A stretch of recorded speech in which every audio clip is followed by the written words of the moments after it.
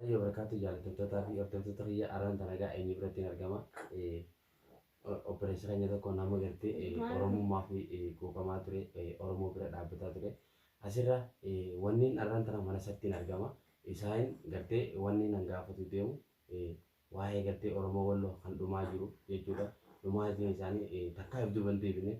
Kanarraa arraan tana asumaanuu isa kana jechuudha biratti argamee waan gartee Walloon irra jirtu isa kana wajjin isiniif himna jeetiin yookaan isiniif jechuudha gama keessan isiniif dhufne asumaanuu jaallatamtoota hordoftoota keenya baay'ee takka wallahi Oromoo Walloo baay'ee takka dhumataa jirti asumaanuu isaaniif sagalee taane jenne obboleessa keenya kana wajjin gama keessan dhufe kanarraa namni gartee sooshaal miidiyaa qabu tokkollee kan gartee yeroo ammaa tana keessatti sooshaal miidiyaa osoo qabdu uummata Oromootiif keessaafuu Oromoo Wallootiif sagalee kan taane wallahi kan Oromoo mitiin jaalan gama fayyaanii asumaan obboleessa kiyya sagantaa isin haa gaafatu osoon gartee dhimma kiyyatti fufuun ta'e maqaa keetii fi jechuudha hordoftoota keenyaa himuu dandeenya.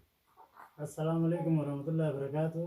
Waan bareeddudha qaaftee jaallatamtootaa fi kabajamtoota ilmaan Oromoodha. Hundi keessanuu kan bahaa, kan dhiyaa, kan kaabaa, kan kibbaa. Garuu waan takkaan dhaamsa koo dabarfachuu barbaada. Ilmaan Oromoodha kan biyya keessa jirtan. Hadaraa kan biyya keessa jirtan, kan biyya alaa jirtan.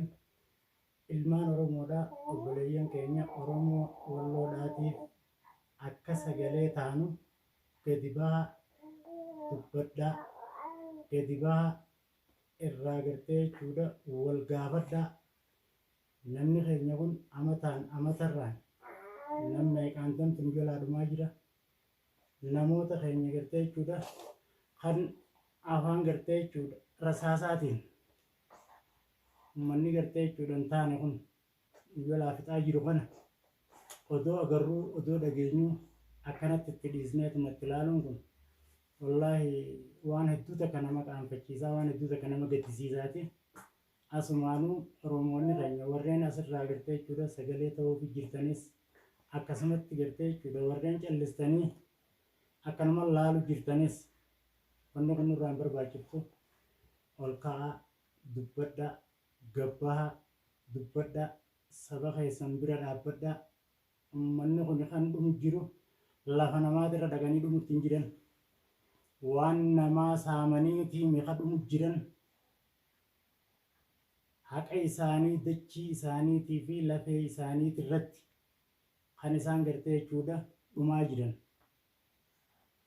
Maaliif sabni biraa uummanni fannoodhaa yookaan uummanni nafxanyaadhaa kun tiktookii fi waan adda addaatirra deemaniiti gargaarsa gartee jechuudha meediyaa irraa walitti qabanii uummata Oromootiin fixuudhaaf ibidda adda addaa ittiin gartee jechuudha buufatanii ilmaan keenya Oromoo, ilmaan Oromoodhaa Oromoo teenya Walloo nu jalaa fixaa jiran.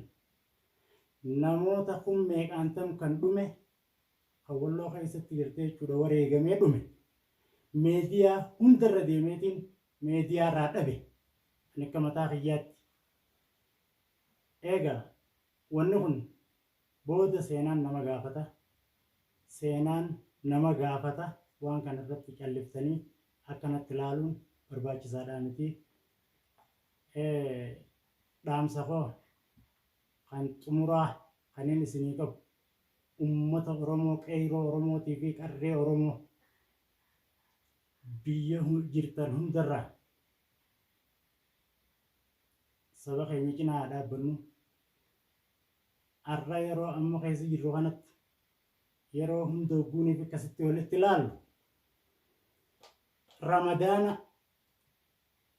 ramadaana eeggataniituma obboleeyyan keenya kayfiifuu gartee jechuudha ramadaanaan nyaatee garaan qabne irratti duula gaggeessaa jiran kana eenyumaa ta'ee wallaalaa miti kan itti dhiisanii akkana gartee jechuudha itti ilaalan asumaanuu obboleeyyan keenya warra gartee jechuudha Oromiyaa keessatti argamtan hunda keessaniifuu dhaamsa hatattamaa ariifachiisaa gadi ba'aa sagalee taa'aaf obboleeyyan keenyaaf galatoomaan isiniin jedha.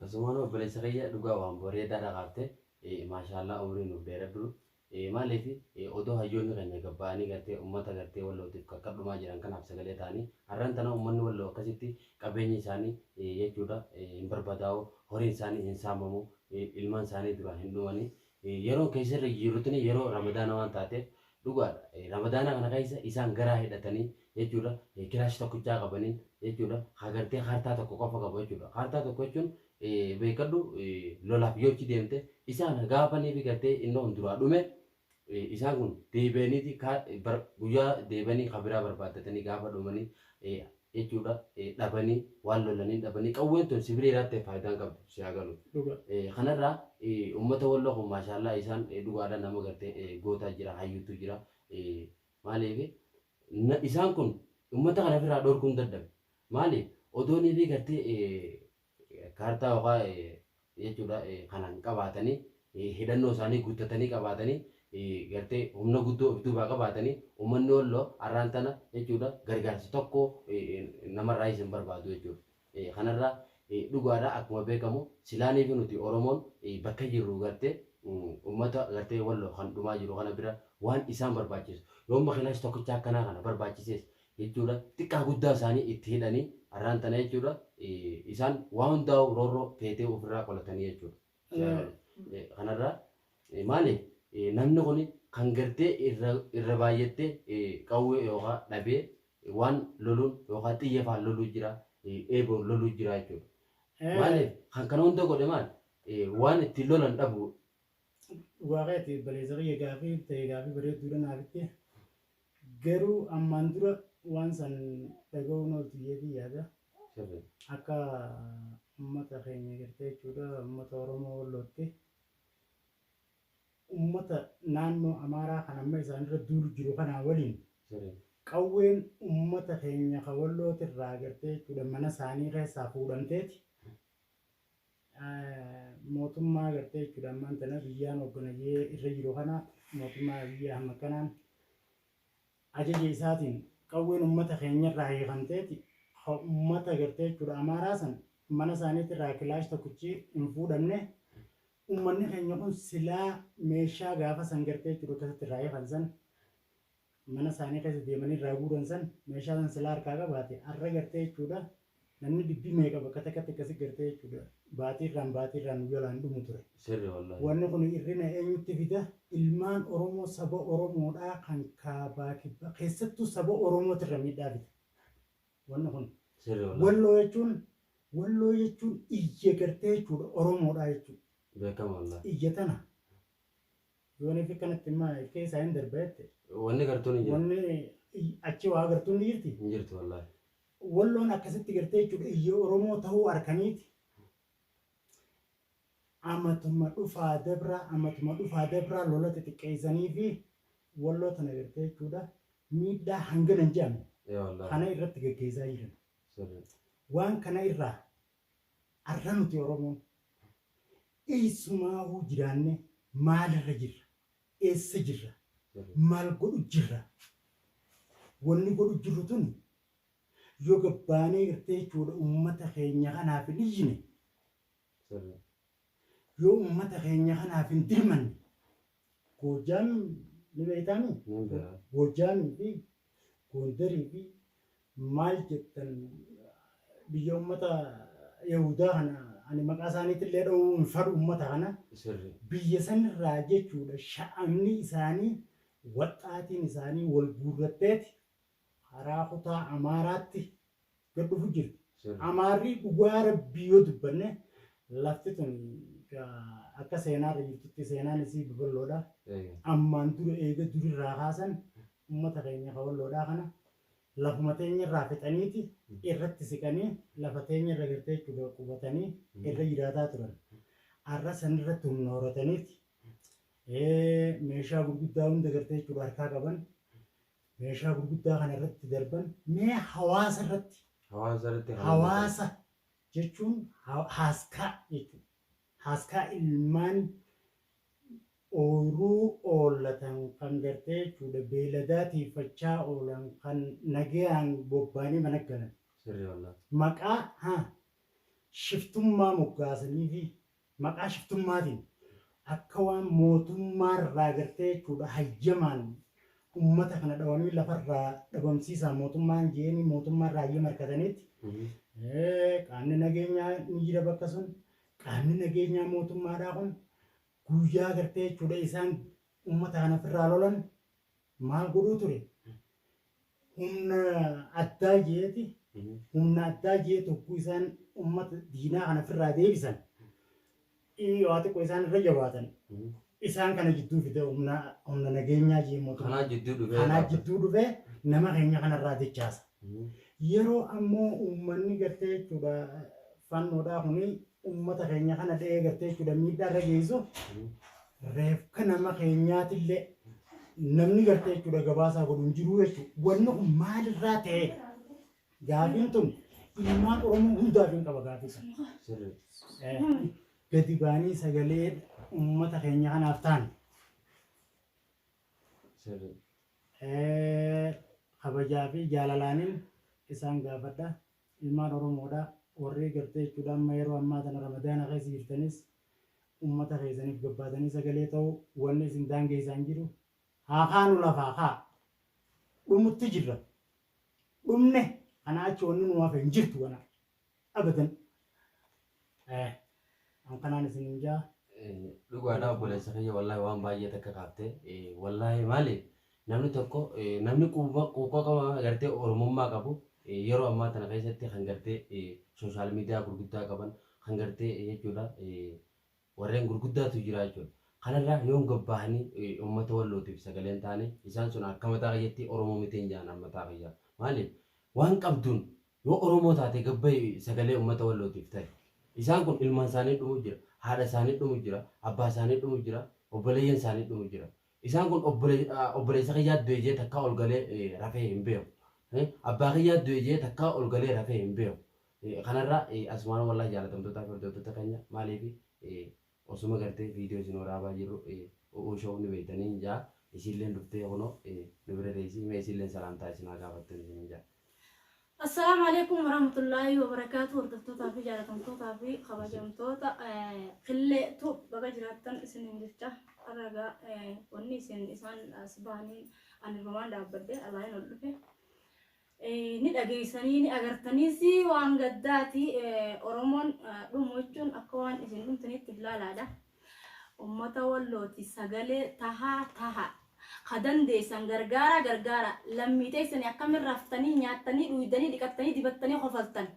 Warreen qofaltanillee hedduudha. Warri Facebook kana gubbaa qofaltanii suuraa babbareedduuf gadhiiftanillee yeroo ammaan tana namni addunyaa keessaa fi alaan Oromoo warri keessaa fi ala jiru bo'aa jiru kanatti isin waan jaalalaatii fi waan gammachuudha ooftan. Kanaafuu obboleeyyan keenya yoo nuti waliin quuqamne alaa dhufeen nu quuqama Amaaraan nu quuqama Somaaleen nu quuqama Arabaan nu quuqama laata. Ani hin beeku bakka kana. Isin if wallaaltanii jirtanii hootiin warqaa badeensa Oromoo warra biyya Oromaa jiru kana faadha. Warri biyya Oromaa jiru nusa takka nyaattanii nusa takka lammii fiitii qoodu qabdanii namuutu gidaara arabaa dalagaa hundinuu dhiiraa dhalaan keenyilleen udaan arabaa diinaa sagara arabaatirraa kadandeessan qoodu kadadhabdan ammoo sagalee ol baatanii lammii teessanii tahuu baannaan waliin baanaa inumaatu dubbii ajaa'ibaatii. Kanaaf obboleeyyan keenya abbaan dandee karaa dandeen lammii ofii cinaa dhaabbachuun dirqama sirraas jiru narraas jiru. Dirqama bahachuu qabdan. Dirqama bahadhaa walitti hin callisinaadha. Calliftanii tatteessanii ni agarra. Yeroo biyya namni gubachaa jiru biyya biraa jiru gartee waan biraa oofaa jiraati. Dubbiin tun dubbii nama dhibdu obboleeyyan kiyya yoo isin wal cinaa kaatanii hin dhaabbanne namni biraa dhufee isin hin dhaabbatu. Yoo khubzii nusa takka kutattan nusa takka qooduu fi qabdan. Dhibba takka ofichi kaattan dhibba takka isaanii qooduu qabdan. Obboleeyyan kiyya maal taatan? Walii hadoo daamee eega namni dhume eega namni tokko dhume lafarraa dhume as gara galtanii hin boo'ina duraan nuti Oromoo waan akkana qabna osoo jiruu wal quban qabnu eegatee wal leellifna. Kana malee wanni faayidaa nuti qabnu hin jirru. obboleeyyan kiyya laal ummanni walloo waan irra jiru argaa jirtanii nuti isiniin himnu haaga irratti dabalatan jenneeti as baanee dubbanne maleedha. Kanaaf rabbiin gartee isinii haa laaffisu warreettan biyya arabaa jirtan waan dadhabdanillee takkan qabdan keessattuu nuti warra Yaman keessa jiru kanaas silaa du'aadha. Warri Yaman keessa jiru dadhabbii takkan qabu. Waan nusa takka nyaadhaa nusa takka lammii teessanii qooda an kanaan dhaammadhaa. Kanaaf obboleeyyan kiyya isaanirra beekeetii miti isaanuu isinii dhaamanii jiranii waan isaanirra beeku takkallee hin qabu. Inshaallah hanga dandeenyu namu walii haa qoonnu. Akkanaan isiniin ja'a walii muddii hidhadha. Yoo nuti walii muddii hidhanne namni muddii alaa dhufee nu hidhatu hin jiru. Amma dhugaa oolchuu baay'ee takka galatoomi. Ani gama kiyyaan maaliif dhugaadha akkuma itti qaaftee waan bareedaa qaaftee kanarraa uummanni walloo beeloonni jechuutti hin jiran. Dheebonni jechuutti hin jiran. Na dhageeffadhu. Wanni isaan barbaadan laa yoo rasaasa kana beekne isa kana qofa barbaadan malee waa takka waan biraan barbaadan. Kanuma qofa bira dhaabbatudha. Isin haa galu. Kanarraa kanaan dhibba tokkoo qabaannee 50 takka riyaala qabaannee sanirraa walitti buufnee waan isaan barbaachisu isaanii bituudha. Kanuma jiru oromummaa dirqama oromummaa kana baanna hangama kiyyaan kanaan jaa yoo gartee yaada qabaateen illee haati nuuf bu'u jaan akka mataa kiyyaatti. Galatoomaa wallaahi waan gaariidha kaaftanii maashaallah isinillee gartee jechuudha rabbiin kun isin aadaa reessi godhuu jiraattanii garuu ibidda kana qofaa miti. Wanni gartee jechuudha isaan nurraa barbaadan. Har'a yoo isaan ibidda kana qofa nu talabatan humna namaatis gartee jechuudha nutis gartee humna nama barateetis ni qabna barbaachisaa taanaan walumaan dhaynee citti isaanii hojii dhumna nuti gartee jechuudha qeeroon qophiidha. Har'aas ta'ee boruus ta'ee qophiidha. Kana dhaamsa koo kana warri biyya keessa jiranis warri biyya alaa jiranis sirriitti gadi fageenyaan gartee jechuudha odoo qoosaa fi odoo gartee jechuudha hanjamaa fi odoo tapha hin taane lubbuun achitti wareegamu jirtu san obboleessa kiyya obboleettii tiyya warri mana irra gubatu jiru san dhiiga kiyya foon kiyya lafee tiyya lubbuun tiyya isaanirra mi'ooytu lubbuun ta'e isaanirra mi'ooytu. Kanaafuu dhaamsi koo laal yaa qeeroo yaa qarree gadi baa haala baa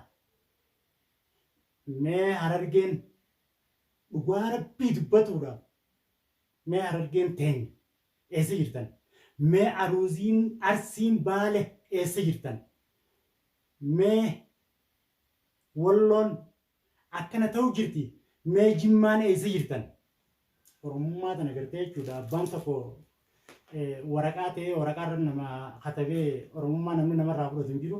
Oromummaan itti dhalanne itti guddanne ni boonnaani gaafa alagaan gartee jechuudha lafaa ka'eetuma sabni bucuun tokko nutti deddeebi'ee ajjeechaadhaan sabni xiqqaan tokko ajjeechaan oguu kana nutti deddeebi'e mee maaltu isinitti dhaga'ama mee maal godhaa jirtan nuti abaa'oo miti nuti oromoodha. Abaa'oon sanis ilmaanuma oromoo kana keessaa dhufte. Warri gartee jechuudha walloo ilaalcha shaneetiin laalu san ni dogongore wallaahi ni dogongoran. Yoonii fi achi keessaa dhaabbatanii gartee jechuudha walloodhaa wajjiniin achi garagalanii ummata kana ofirraa deebisan. Shaneedhaatu as keessa guutuudha jeeti. Meeshaa addaatiin wajji rukutuun san wallaahi akka jabaa garaan ulaaleessite akka jabaa garaan keenya nu madaa'ee jira dhumnee dhabamna malee nuti har'aas boruus ta'ee if boodan deebinu qophiidha nuti walloodhaa wajji dhumuudhaaf qophiidha. Yaada qofaatu muraa kana. Asumaanoo gaajalatamtoota hordoftoota keenya egaa wallaahi maaliif namni gartee wallaahi yaada bareedaa kaasanii haa galatoomanii kanarraa gartee hanga gartee viidiyoo biraatiin walitti deemuutti osoon yaada keenya xumurre dura gartee isin komentii jalatti gartee yaada keessan ibsatuun dirqama isinirra jiru. Kanarraa maali nama tokko eega inni gartee yaada ofii ibsate booda maali inni kun dhugumaan jechuudha dhiira namaatti goota namaatti jechuun isinumaatu waan bareessitan isinumaatu beekaa hanga gartee viidiyoo biraatiin walitti deebinutti assalaamu alaikum warahmatullaahi